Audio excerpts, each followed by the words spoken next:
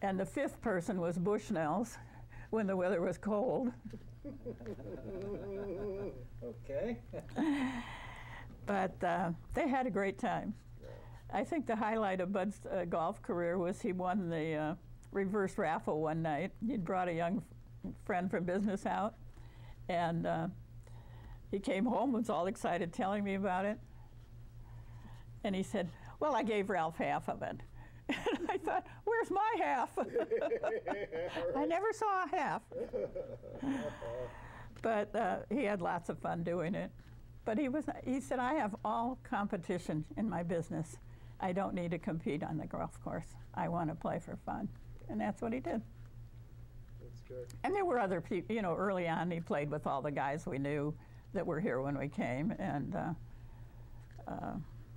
I used to play with Gene True a lot. Gene True worked for the same company. And so that was part of the early days when the both of them had joined here. And we had good friends at Westwood, Barbara and David Jacobs, and Barbara and I were always our guest day partners, and we played otherwise too. And we went to Ocean Reef every year where they had a beautiful home down there. And David really wasn't taken with golf. And he and Bud'd go out to play their matches, and David's ball was in his pocket most of the time.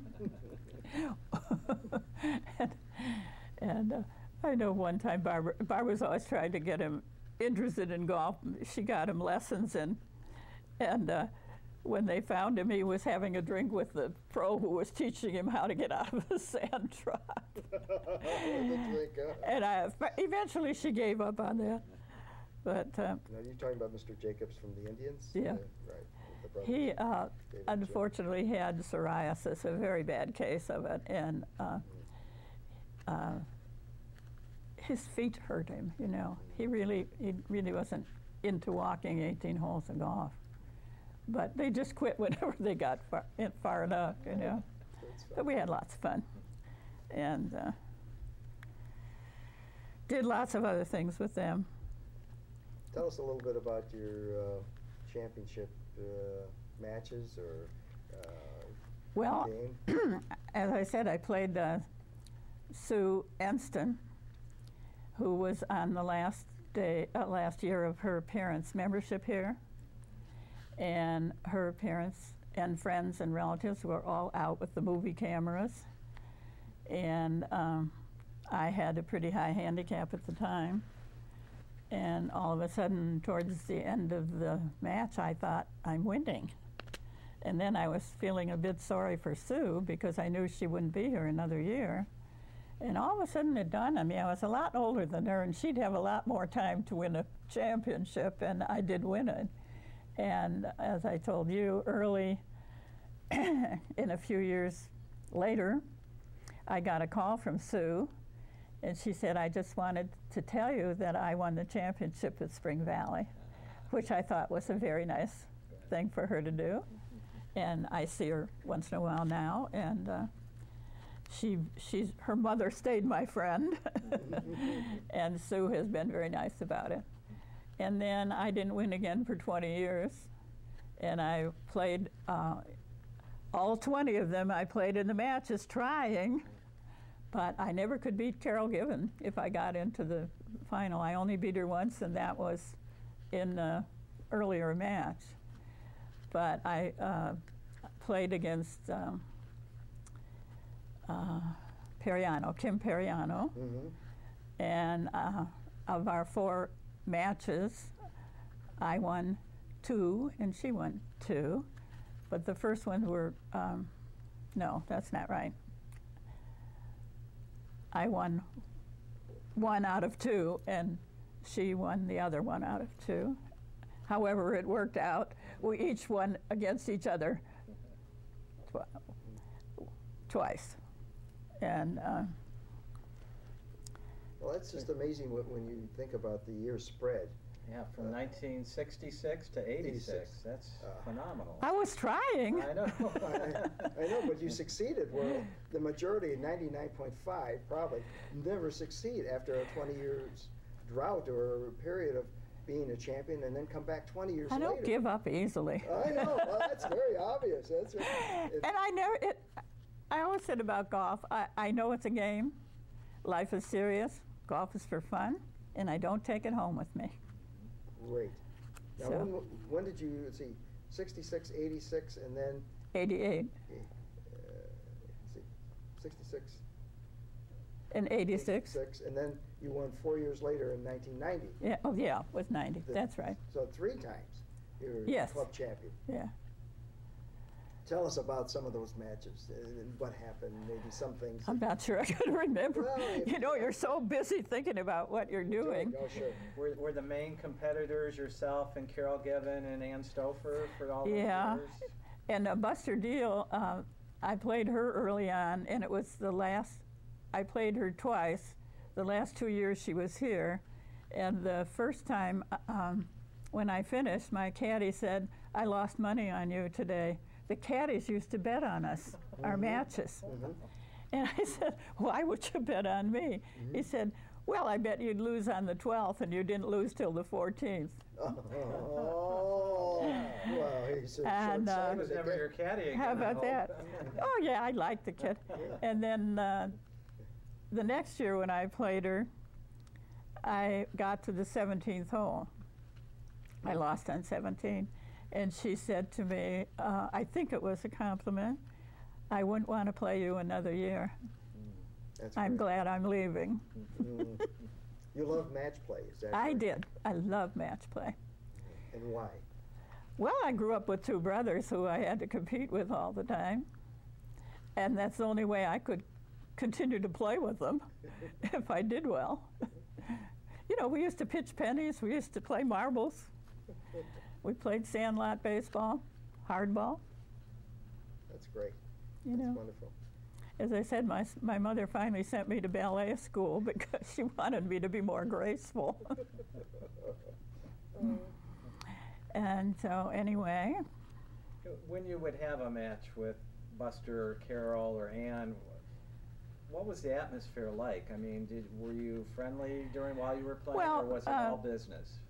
I think pretty much business. You know, Carol's dad was a golf pro. She's a good golfer. I couldn't win with Carol because I could never win 13 and 14. I mean, 13 and 15, because she could get on in 2, and most of the time I could not. So I'd either have to be up before I got to 13 to go on, because figuring I might lose 13 and 15. Right. And if I got behind on those 2 holes, they were pretty hard to make up. I could stay with her pretty much till there. And then she'd win those 2 holes and be 2 up, and I couldn't catch up. You know, we had to play 16, 17, 18. 16 I might get over, but she could get over too. And so, but all my matches were pretty friendly. I didn't have any problems with anybody I ever played with. I used to play Sarah Grossman. Do you remember the Grossmans? Yes. Wally and Sarah? Yes. She didn't hit the ball very far, but she was very good around the greens. We used to go 20 holes, 21 holes, you know, before it ended. And one other odd match I had once, I lost because the lady I played, she chipped the ball. It landed on top of my hole on my ball on the green and went in the hole. It hit her. That was not the fun way to lose a match, Oh, oh my goodness. but I had to I had to laugh about it anyway. So I had lots of matches that were good and lots of matches that weren't so good. I had a caddy one time, and after I finished my match and I did not play well, he said, "Today, Mrs. Corrigan, you were just pitiful." And he was right. I was just pitiful. We had a lot of fun with those kids, and they had a caddy day for them. And they could ask us to be their caddy. And they would tell us to rake the traps and do all the things that we told them to do. We had hand carts we could pull. We pulled for them. And then we had, you know, hot dogs and that kind of stuff afterwards, which was fun. And Speaking of caddies, I played the first round of Caddy Day when it was the first time the ladies were invited to play on Caddy Day. And Bill Gibson was my captain, who is fun to play with, a fun person, you know. We had a lady pro, which didn't do all that well. And we had Mike, he's been champion here a lot of times, little guy. Male? You talking about the female? Male. Male? Well, let's see. Stewart? No, a small guy. He has the film place. Mike Kreider. Mike Yeah, Kreider Kreider, was on, and a man who was substituting for his boss, who was supposed to play with us. And when we walked out of the clubhouse, came out to play, John Packle was out there. And he looked at us and he says, "There's no way you can win this tournament. Schmiegel and his team always win it." I thought, I don't know about that, you know. And we won it. Isn't that nice? Our little guy who was substituting was perfectly awful. And the one thing I had asked Bill Gibson beforehand was, don't make me putt first. Let me at least be second, because I learn a lot from the first putt. And that turned out very well, because I made some really nice putts. But this little guy, we made do first of everything. This other guy, didn't know him. He just was filling in. And one hole, he said, "Why do I always have to go first?" I didn't know how to answer that question. I didn't want to say anything that wasn't nice, you know. And I said, well, you know, they like to learn from the way you putt, where your ball goes, you know. That didn't exactly say he was a good putter, I don't think, but he tried anyway. And we won that thing. And the odd part about that was is sometimes I hit a long shot for me, and maybe our pro didn't do so well either, and we'd be over in the rough or something, and I apologized to Bill, and he says, "Oh, that's no problem for us," you know, because the ladies hit on the forward tees a lot of times, and we'd be farther than they were off the men's tee, but we were in rough. Well, the rough didn't bother them at all. So anyway, we won. Let me ask you a question about the position of the ladies' tees for all those years, and the par 76, and also the par 6 for the ladies on number 14. What went through everybody's minds over the years on those areas? Well, I don't think much went until somebody decided to shorten it up, which got to be popular a number of years ago at all the clubs. But you see, more and more people were joining clubs in the upswing in the businesses, and they were trying to get everybody hurried up on the golf course. A lot of changes were made just to hurry them up. I see. And so shortening the course took out that big shot on number, was it 6? Right. And I used to be able to hit my tee shot down to that opening, so that didn't bother me. But the girls who were higher handicappers could not do that, so they were hitting and hitting to get around the corner and down. So they didn't mind I don't think they minded the change as much as the girls who played better. Yeah. Right. And I love the old course. I loved it when they're a par 6. Never heard of a par 6 on here 14. I guess there were a few around. Yes, and I heard that the ladies just absolutely either hated it or loved it, because they say, "We have a par 6. Do you have a par 6 on your golf course for ladies?" And it was a controversy, I think. Is that true, or can you enlighten me on that? Well, mostly it just depended on how you played. Right. The girls who hit a long ball liked it because they could hit down in that opening. And the girls who didn't, they had to keep on hitting. And I suppose the same thing on the other holes, which wouldn't have made that much difference to the better players, but they did to the higher handicappers. They liked it. And some of the things, when we came to play golf, golf was a gentleman's game. You never played out of turn. And when you got up to the green, you never ran up and hit your putt ahead of the group or any other. We didn't play ready golf. We played honors, you know. Mm-hmm. And one of the things today is in all this hurrying everybody and telling them go up and hit the ball. You know, you can be lining up your putt, and all of a sudden they're running up, walking on your line to put a marker down. I mean, you used to mark the ball because someone asked you to mark the ball because of the line of play. Mm-hmm. And I see that quite often, and it makes a lot of footprints around the hole where you're the back one that's going to putt. Not such a good idea.